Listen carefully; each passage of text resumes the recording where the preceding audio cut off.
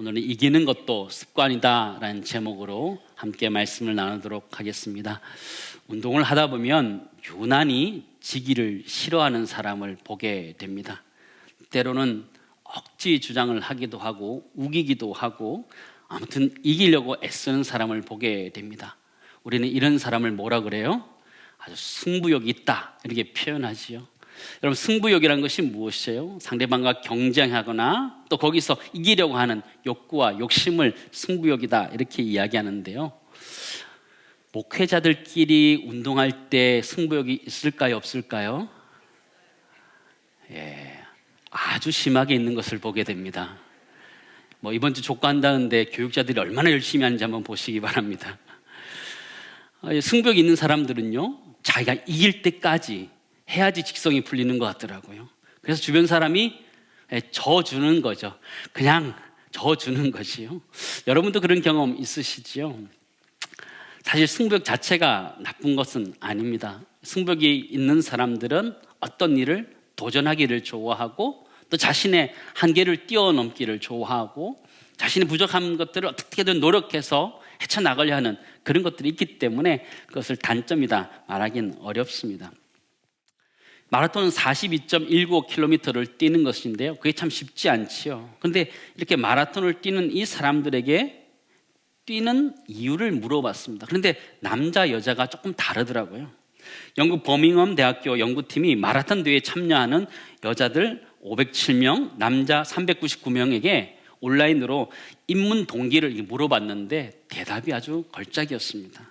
쉽게 얘기하면 남자는 승부욕 때문에 하고 여자는 즐거움을 위해서 마라톤을 한다, 이렇게 결과가 나왔더라고요.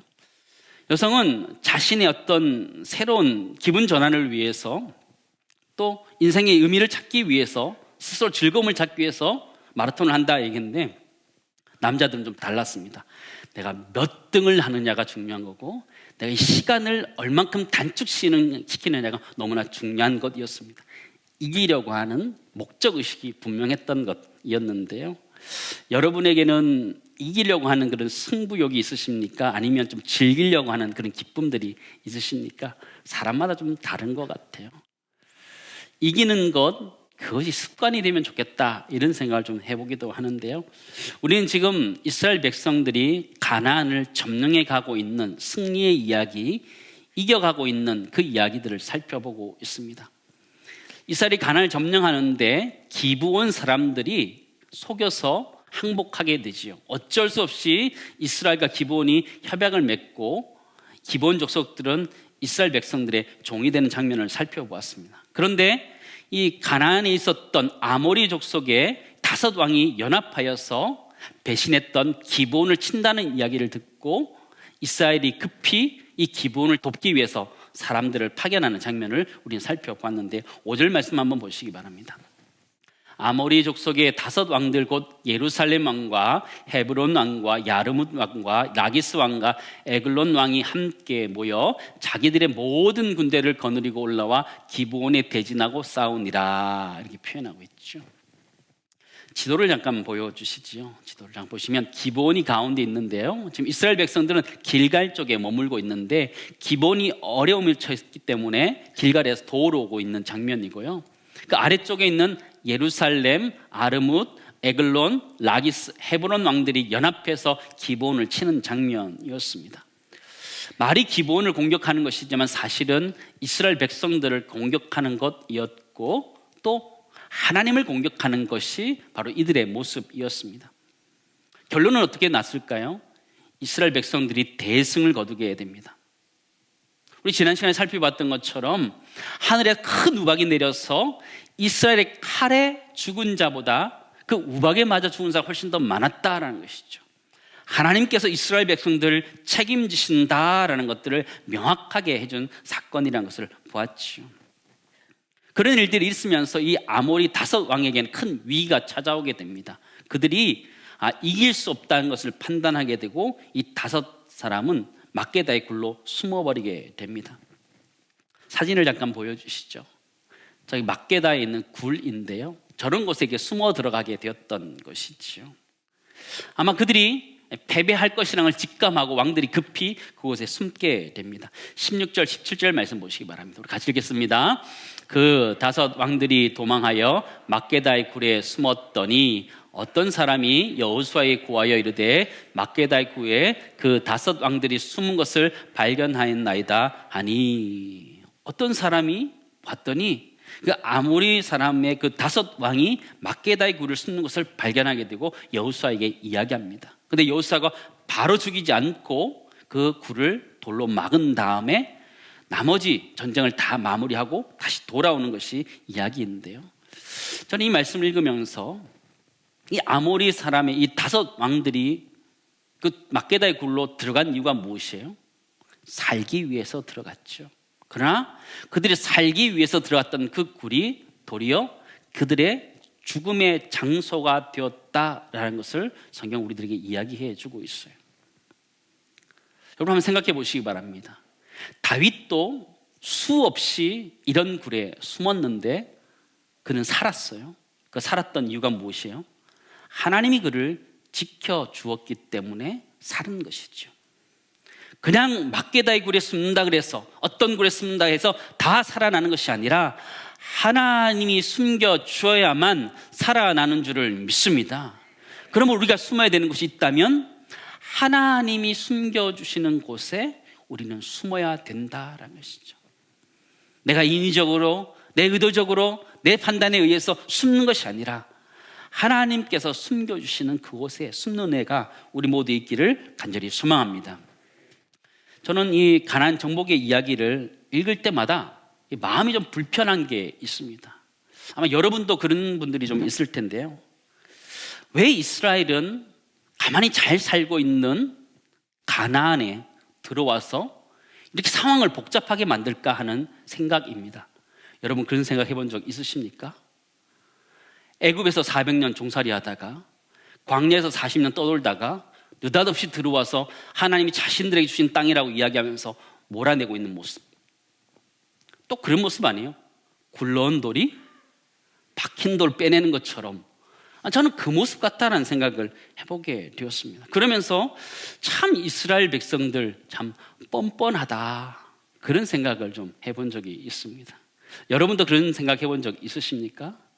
아마 신앙생활을 하신 지 얼마 안 되신 분들은 이 가나안 사람들에게 이 이스라엘 백성들이 참 못되게 했다, 이런 생각을 가질 수 있습니다. 왜냐하면 잘 살고 있는 가나안 백성들을 공격해서 내쫓는 모습이기 때문에 그렇게 생각할 수 있습니다. 그러나 이 가나안 전쟁을 어떻게 보아야 하는가가 굉장히 중요합니다. 하나님은 잘 살고 있는 가나안 족속들을 몰아내시는 게 아니라는 거예요.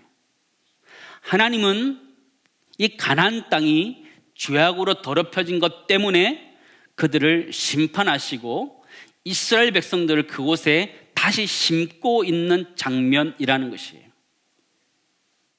이 가나안 땅은 하나님의 곳이에요.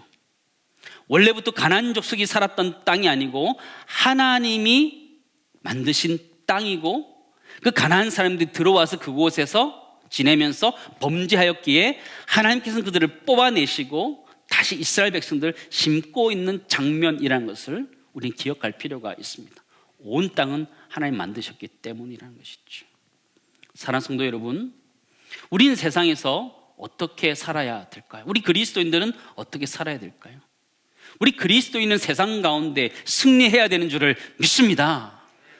그리고 영향력을 끼쳐야 되는 줄을 믿습니다. 왜요?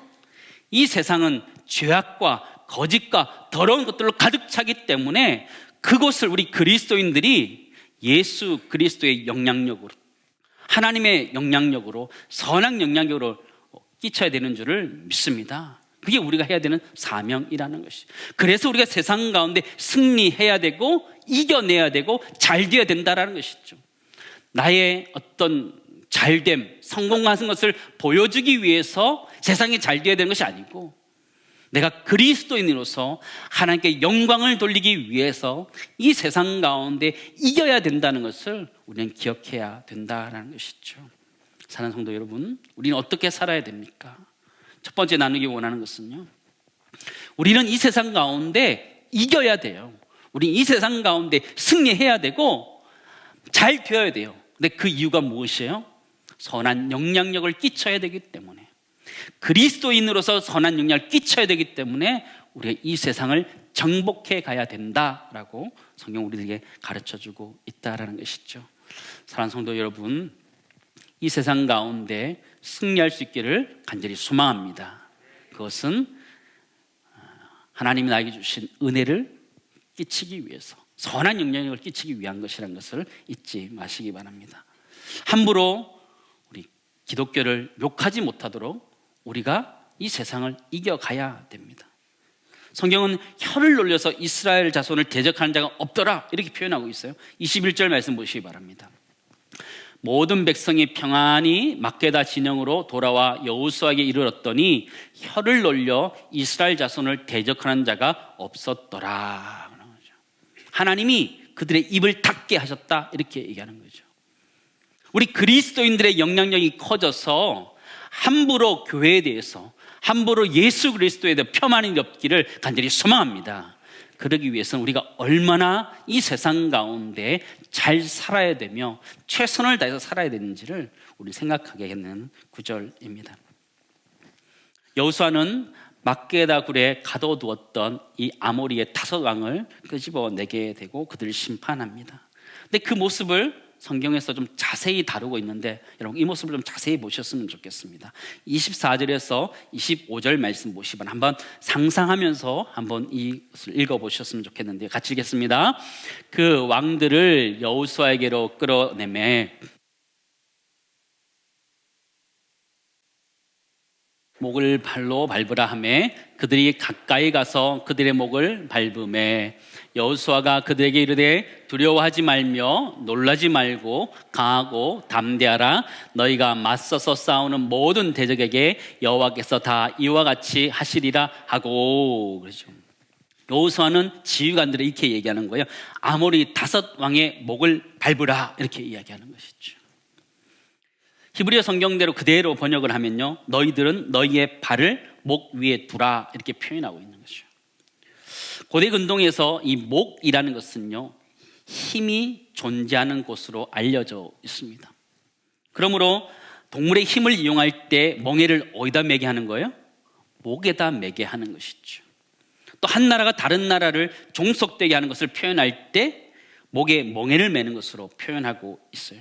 그러므로 정복자가 적장의 목을 밟는 것은 고대 근동에 있어서 보편적인 일반적인 일이었어요. 여호수아는 지금 자신의 지휘관들에게 그것을 밟으라 이야기하는 것이죠. 왜 그렇게 했을까요? 하나님이 온전한 승리를 주신다라는 걸 가르쳐주기 위해서 그렇게 했던 것이라고 보아집니다. 하나님이 그 일들을 해 가시는 것이죠. 아모리 5 왕을 어떤 사람이 발견했다 이렇게 성경에서 밝혀주고 있지만 사실은 그 사람이 발견하려고 한 것이 아니고 발견되어진 것이에요. 성경은요, 이 발견하다라는 단어를 수동태로 쓰고 있어요. 아모리 5 왕이 발각되었다 이렇게 표현하고 있는 거예요. 그 얘기는 그 사람이 그들을 발견한 것이 아니라 하나님이 아모리 5 왕이 드러나도록 만들었다 이 얘기를 하는 것이죠. 이 얘기는 하나님이 아모리 5 왕에 대해서 하나님이 심판하신다라는 것을 이야기하는 구절인 것을 우리는 보게 되죠. 그런데 오늘 성경을 자세히 보면 흥미로운 표현들이 있습니다. 보통 군 총사령관이 적장의 목을 밟는 것인데 여호수아가 직접 밟지 않고 지휘관들에게 그것을 밟으라 이야기하는데 그에게 하는 말이 이런 말입니다. 가까이 와서 이 왕들의 목을 발로 밟으라 이렇게 표현한 거예요. 지휘관들이 뭐라고 하는 거예요? 가까이 와서 이 왕들의 목을 발로 밟으라 라는 것이죠. 그러면서 여호수아는 하나님이 자신에게 주었던 말을 이 지휘관들에게 해주는 거예요. 두려워하지 말고 놀라지 말라, 강하고 담대하라 그 얘기를 하는 것이죠. 한번 생각해 보시기 바랍니다. 여호수아는 왜 이 말을 하고 있을까요? 왜 자기가 직접 밟지 않고 지휘관들에게 밟고 있을까요? 여호수아는 이 지휘관들에게 가까이 오라 이렇게 얘기하는 거예요. 가까이 와서 이 왕들의 목을 발로 밟으라 라는 것이죠. 여호수아는 분명히 어떤 의도를 가지고 지휘관들에게 가까이 와서 밟으라 그 얘기를 하고 있는 것이죠. 왜 그런 것일까요? 여호수아의 승리이기도 하지만 너희의 승리이어야 한다라는 것을 여호수아는 지금 지휘관들에게 가르치고 있는 것이죠. 여호수아는 분명한 믿음을 가지고 있었어요. 그러나 그 지휘관들은 어쩐지 잘 모르겠어요. 근데 여호수아는 자신이 승리한 것, 하나님이 자신에게 준 승리를 다시 지휘관들이 경험할 수 있도록 그들이 와서 직접 가까이 와서 왕들의 목을 밟으라 이야기하고 있음을 보게 되죠. 사랑하는 성도 여러분, 저는 담임 목사로서 우리 교회에 있는 리더십들이, 우리 교회에 있는 성도님들이 적장들의 목을 밟을 수 있기를 간절히 소망합니다. 가까이 오셔서 승리를 경험할 수 있기를 간절히 소망합니다. 제가 살아가면서 저에게 주셨던 은혜들, 믿음들을 저만 경험하는 것이 아니라 우리 모두가 함께 경험할 수 있기를 주님은 축원합니다. 여호수아는 그래서 가까이 오라 말씀하십니다. 가까이 오라. 사랑하는 성도 여러분, 여러분 신앙생활 하면서 어떻게 신앙생활 하고 계십니까? 신앙의 공동체 안에서 멀찍이 이렇게 가고 계시지 않으신가요? 들어가면 왠지 뭔가 해야 될 것이 많을 것 같아서 멀찍이 이렇게 조금씩 따라가고 있지 않으세요? 성경은 우리들에게 여호수아는 뭐라고 그래요? 가까이 오라 말씀입니다. 가까이 왔을 때 이기는 것들을 경험하게 된다라는 것이죠. 하나님이 역사하시는 것들을 경험하게 된다라는 것이죠. 믿음의 공동체를 섬기다 보면 하나님이 역사하시는 것을 보는 줄을 믿습니다. 하나님 역사하는 것을 보게 되는 거예요. 멀찍이 따라가면 잘 모르는 거예요. 아, 그런 일이 저기서 있는 것 같다. 그러나 막상 내가 들어와서 신앙의 공동체 안에 섬기다 보면 하나님이 주시는 은혜를 경험할 수 있고 하나님 직접 일하신 것을 보면서 하나님 살아계심을 경험하는 은혜가 있는데 그 은혜를 우리 모두가 누릴 수 있기를 간절히 소망합니다. 올해가 다 가기 전에 조금 더 가까이 나올 수 있기를 간절히 소망합니다. 정말 가까이 나오셔야 됩니다. 신앙의 공동체로 가까이 나오셔야 돼요. 두 번째 나누기 원하는 것은요, 여호수아의 승리가 우리의 승리가 되기 위해서는 신앙의 공동체로 조금 더 가까이 나아가야 된다는 것을 여러분 잊지 마셨으면 좋겠습니다. 지금 있는 자리에서 조금 더 가까이 나오셔야 돼요. 저는 이 성경 말씀을 통해서 성령께서 우리에게 하시는 음성을 듣습니다. 그게 무엇이에요? 가까이 오라라는 거예요. 신앙의 공동체 안으로 가까이 와서 함께 믿음 생활하면서 싸우고 함께 공동체를 섬기면서 싸우면서 그곳에 주시는 하나님의 승리, 하나님 은혜를 맛보라 말씀하시는데 올 한해 가기 전에 너무 멀리 계시지 말고 조금 안으로 가까이 오실 수 있기를 간절히 소망합니다. 이기는 것, 그것은 거기서 시작되는 것입니다.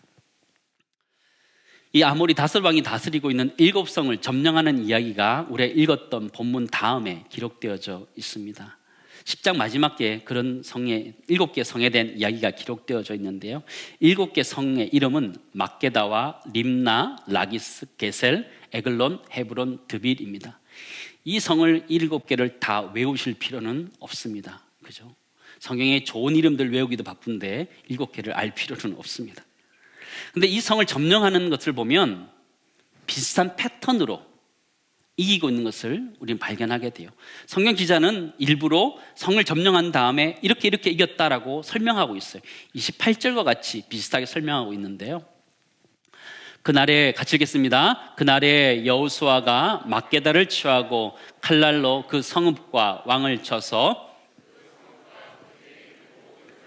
진멸하여 바치고 한 사람도 남기지 아니하였더니 막게다 왕에게 행한 것이 왕에게 행한 것과 같았더라. 28절 마지막에 있는 누구에게 행한 것이 누구에게 행한 것 같았더라는 것이 계속적으로 반복되고 있어요. 자, 찾아보니까요, 28절, 30절, 32절, 35절, 37절, 39절에 우리 6번이나 계속적으로 반복되고 있어요.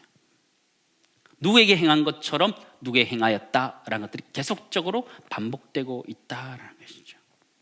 승리도 반복된다. 이기는 것도 반복된다. 그 시작이 어디냐?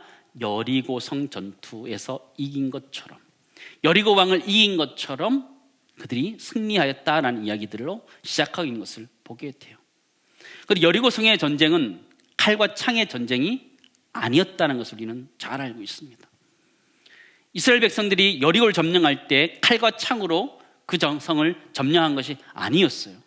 도리어 하나님의 말씀에 순종하여서 그 성을 돌았을 때에 하나님께서 그 성을 그냥 얻게 하셨다라는 것을 우리는 보아서 알고 있습니다.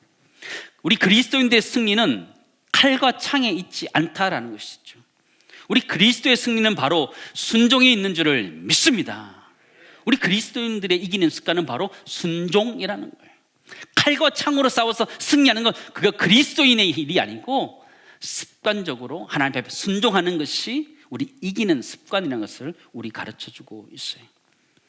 세상을 정복하고 이겨나는 것 필요합니다. 왜냐하면 선한 영향을 끼치기 위해 필요해요. 그것만큼 필요한 것이 우리 자신을 이기는 것이에요. 나 자신이 불순종하려고 하는 것들을 잠재우고 내가 순종하려고 하는 것, 그것이 중요하다는 이야기를 우리 가르쳐주고 있다는 것이죠. 사랑하는 성도 여러분, 우리 세상 가운데 성공해야 됩니다. 그 이유는 선한 영향력을 끼치기 위해 성공해야 돼요. 그러나 그것만큼 중요한 것이 있다면 내 안에 있는 아무리 족속과 같은 죄악들, 불순종하고 있는 나 자신을 억누르고 죽이고 순종의 자리로 나와야 된다는 것을 성경 우리들에게 지금 가르쳐주고 있습니다. 사랑하는 성도 여러분, 여러분에게 어떤 은혜가 있으십니까? 우리에게 어떤 은혜가 있으십니까? 우린 두 가지가 필요한데, 세상을 향해서는 선한 영향력을 끼쳐야 되고 내 안에는 순종의 능력들이 자라나야 됨을 성경 우리들에게 가르쳐주고 있는데요, 오늘 본문의 말씀을 조금 더 깊이 생각해 보려고 하는데요, 7개 성인데 6개만 표현하고 있고 한 성이 빠져 있습니다. 33절 말씀 보실까? 이 성이 빠져 있는데요, 그때에 게셀왕 호람이 라기스를 도우려고 올라오므로 여호수아가 그와 그의 백성을 쳐서 한 사람도 남기지 아니하였더라. 그렇게만 표현하고 뒤에 앞에 있었던 그런 표현이 없어요. 누구의 행한 것 같이 누구의 행했더라, 그 표현이 빠져 있어요. 영어식 표현을 보니까 좀 더 명확한데요, 표를 좀 보여주시죠. 7개 성을 정복하는데 표현들이 쭉 있는데요, 맨 마지막에 보면 그는 누구에게 행한 것처럼 누구에게 행하였다라는 것들이 모든 성에 다 기록되어 있어요. 그러나 게셀이라는 그 성에만 빠져 있는 것을 우리는 발견하게 돼요. 승리의 패턴들이 있는데 그 승리의 패턴이 적용되지 않는 한 성이 있다는 것을 발견하게 돼요. 여호수아 16장으로 가볼까요? 10절에 보면 이렇게 기록되어져 있습니다. 그들이 게셀에 거주하는 가나안 족속을 쫓아내지 뭐라고요? 아니하였으므로 가나안 족속이 오늘까지 에브라임 가운데 거주하며 노역하는 종이 되니라 그랬죠. 저는 여기서 그런 걸 생각하게 돼요. 이스라엘 백성들이 하나님 앞에서 다 순종하지 못했다라는 것들을 발견하게 돼요. 그러나 또 한면으로는 이 게셀 사람들이 하나님의 공동체 안으로 들어오게 된 것을 보게 된다라는 것이죠. 그렇지 않으세요? 다 진멸되고 사라지는 그 가운데 게셀이라는 것을 하나님께서 특별히 하나님의 섭리 가운데 열어두고 계신 것을 우리는 발견하게 된다라는 것이죠. 다 진멸되고 있는 가운데서 이 게셀 사람들에게는 구원의 문이 살짝 열려있는 것을 우리는 발견하게 돼요. 여리고성의 기생 라합과 같이 하나님께서 살짝 열어서 그 길을 만들어두고 있는 것을 보게 되죠. 이것이 신학적으로 굉장히 중요한 의미가 있고 신학적인 표현이 있는데, 그것이 무엇이냐면 남은 자 사상이라는 것입니다. 하나님 일부러 남겨두셨다라는 것이죠. 하나님은 이 가나안의 이 아모리 5왕을 진멸하고 7개 성을 진멸하면서 이 게셀 사람들에게는 하나님께서 살짝 구원의 문을 열어두셨다는 것을 이야기해 주고 있다는 것이죠. 온 땅에 죄악이 관영했을 때 하나님께서는 노아의 가족들에게 구원의 문을 살짝 열어두고 하나님이 그를 통해서 역사하셨던 것처럼 하나님 지금 겟셀 사람들에게 그 문을 살짝 열어서 구원하고 있는 것을 보게 되지요. 하나님 언제나 그 구원의 문을 살짝 열어두고 있는 것을 우리는 보게 돼요. 우리 하나님이 이 가나안 족속들을 진멸할 때 하나님 참 야박하다 그런 생각을 할 수 있어요. 참 뻔뻔하다 그런 생각을 할 수 있어요. 그러나 하나님은 언제나 그 가운데서도 그 문을 살짝 열어두고 계시다라는 거예요. 기생 라합에게 열어두었던 것처럼 열어두고 계시고, 또 게셀 사람들에게 그 문을 살짝 열어두시고, 또 기브온 사람들에게도 그 문을 살짝 열어두셨다는 것을 우리는 보아서 알고 있습니다. 사랑하는 성도 여러분, 때로는 우리 인생을 살아가다 보면 마음에 시험이 들고 어려워져서 낙심하고 좌절할 때가 있습니다. 하나님이 나에게서 떠난 것 같은 느낌을 가질 때가 있지만 하나님은 우리를 절대로 포기하지 않으시는 줄을 믿습니다. 하나님과 구원의 문을 항상 살짝 열어두고 있음을 기억하면서 살짝 열어둔 그 문을 통해 하나님의 역사가 우리 삶들 가운데 일어나는 것을 기억하면서 하나님의 큰 위로하심이 우리 모두에 있기를 간절히 소망합니다.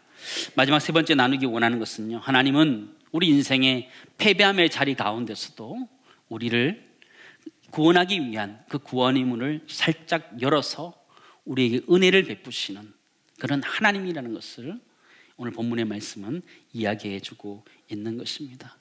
사랑하는 성도 여러분, 참 힘들고 어렵다, 우리 인생이 참 쉽지 않다 생각하지만 우리 하나님 언제나 그 문을 살짝 열고 우리에게 다가오고 있는 분이라는 걸 기억하면서 그 은혜 가운데 살아갈 수 있기를 간절히 소망합니다. 우리 그리스도인들도 저는 이렇게 살았으면 좋겠다라는 생각을 하게 돼요.